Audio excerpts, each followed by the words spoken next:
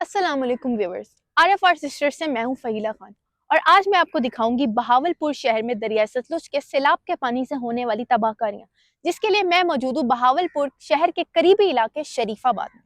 तो व्यूअर्स, सैलाब का पानी तो धीरे धीरे कम हो रहा है, मगर अपनी तबाही और बर्बादी की एक ऐसी दास्तान छोड़ गया है जिसे देखकर दिल दहल जाता है।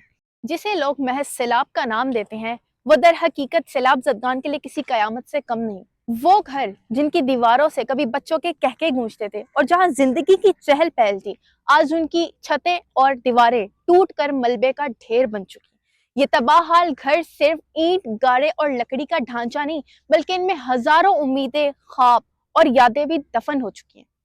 शरीफाबाद की अलमनाक हालत सिर्फ एक बस्ती की नहीं, बल्कि उन हजारों बस्तियों की नुमाइंदगी करती है जो इस कुदरती आफत की जद में आकर अपना सब कुछ गवा बैठी।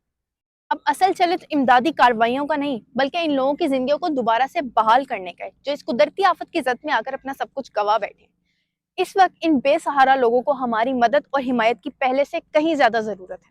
अब RFR सिस्टर्स की जानिब से रजाकार फलाही तंजीमों और NGOs जो कि इस वक्त सैलाबजदा इलाकों में इमदादी कार्रवाइयाँ कर रही हैं, उनसे गुजारिश है कि बहावलपुर की बस्ती शरीफाबाद, खानूवाली और फत्तूवाली में भी इमदादी कार्रवाइयाँ शुरू करें, क्योंकि ये बस्तियां ताहाल इमदादी कार्रवाइयों से महरूम हैं। आखिर में RFR सिस्टर की मुखैर हजरात, स्पेशली बहावलपुर के, उनसे ये अपील है कि इस मुश्किल वक्त में अपने सैलाब ज़दगान बहन भाइयों को अकेला ना छोड़ें और इनकी इमदाद और बहाली के कामों में बढ़ चढ़कर हिस्सा लें। अल्लाह ताला इन पर रहम फरमाए और इनको जल्द इस मुश्किल से निकाले। शुक्रिया।